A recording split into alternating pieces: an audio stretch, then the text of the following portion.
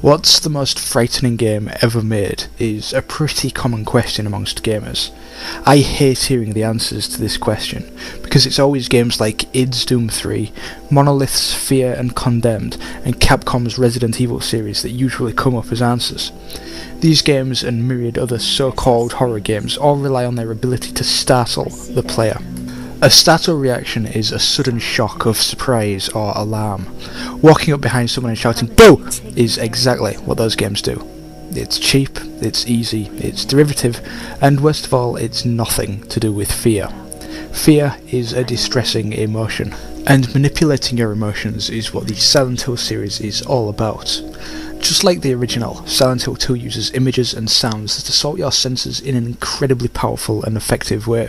Dogs jumping through windows and zombies bursting out of closets are amusing by comparison.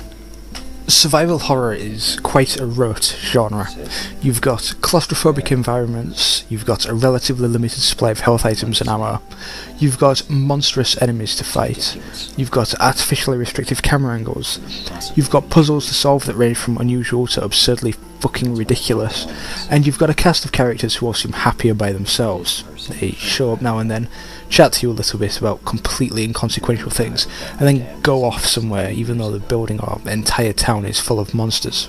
Silent Hill 2 quite slavishly adheres to the conventions of the genre, so expect all of those things, but it must be said that these conventions actually make much more sense in the Silent Hill world than in its peers. To understand how, you simply have to play the game.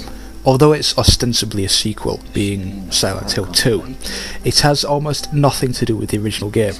While this means newcomers don't have to worry about playing the original PlayStation exclusive game first, it also has the added benefit of veterans being able to experience a very fresh feeling story, which is as unusual as it is commendable in a sequel. That story is about a man called James Sunderland who's received a letter from his dead wife saying that she's waiting for him in the town of Silent Hill. Unsure what to make of this, as he knows his wife has been dead for years, he travels to Silent Hill hoping to uncover the mystery behind the letter.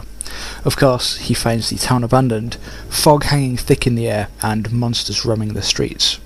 The story is a dark, melancholic look at some very human concepts, but nothing can really be said of the story without spoiling it. Although slow to build momentum, it's easily one of the best computer game stories ever told, and it's the story that drives you onward as much as the gameplay, which is so rarely the case. But while the story is great, the dialogue kind of sucks. Like most other survival horror games, it's Japanese, and either something is lost in translation or the original dialogue's quite bad. Even taking the nature of the game and the Silent Hill series into consideration, which explains to an extent why much of the dialogue is vague or abstract, it's not so great. But what the game lacks literarily, it more than makes up for with its visual storytelling. Like the original, Silent Hill 2 uses a lot of symbolic imagery throughout the game. Most of the things you see in the game, be it the locations you visit, something as subtle as the way a character talks, or something as blatant as a monster's design, can, and usually do, all have deeper meanings that differ to the story being told. The first enemy you'll encounter, for instance, is an armless humanoid creature that spews some kind of vomit at you. And you can take it as, ooh, it's a scary monster that can vomit on me, isn't that scary? But on closer inspection, it appears not to be armless, but in a straitjacket of flesh. The question you then have to ask is, what does a straitjacket represent? What does vomit represent? Later on you'll find yourself against enemies that are two sets of mannequin legs connected at the hips. What does that mean, and how does it relate to the story? Why are the nurses in the hospital wearing such skimpy outfits, and how does that relate to the story? Almost everything has a deeper meaning, and it makes every single part of the entire game a much more thoughtful and intellectually stimulating experience, as you as a player become more than just an observer of that story, you become the interpreter. Now, great though it is, it's often very on the nose. It wants to be figured out, and it often doesn't try to hide that. You can always uncover more with serious analysis, but what does a straitjacket represent? Well, it's immediately obvious, but it still draws you into the story as you consider this imagery and figure out things the story doesn't tell you with words, or perhaps hasn't told you yet. And the game's atmosphere has a similar approach. That is to say, it's your brain that takes the brunt of it. The game is perpetually either misty, a nod to the King novella, or dark. When it's misty, you can see about 10 feet away from yourself in any direction. When it's dark, you can see about 5 feet directly ahead of yourself and literally nothing else most of the time. Sight is such a vital sense, particularly in games where the only senses we enjoy are sight and hearing, and the game taking it away from you makes you feel vulnerable on an instinctive level. And to this is added the fact that you can hear enemies long before you can see them, thanks to your static emitting radio-turned monster detector. And you find yourself in a position where you know enemies are out there, for you can hear them, but you can't see them, and your only option is to almost blindly march forward and face them. The very concept is contrary to your own deeply ingrained sense of self-preservation. Your fight or flight response is pulling you in both directions at the same time, and it just fucks with your head. And the restrictive camera angles, well, as cheap as it is, it's also very effective, and just one of the many ingredients in the stew of horror that your brain is relentlessly force-fed as you play through Silent Hill 2. And the music, it's perfect. I almost never use this word, so understand that this isn't casual hyperbole. The composer Akira Yamaoka is a genius.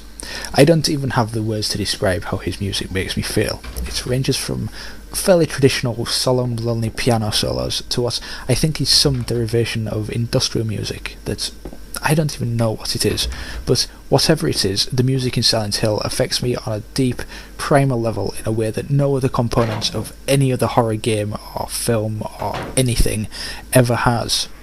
Walking down a narrow, silent, pitch-black corridor, and suddenly hearing the static start to crackle as a distant enemy shambles towards you, then this music just starts playing.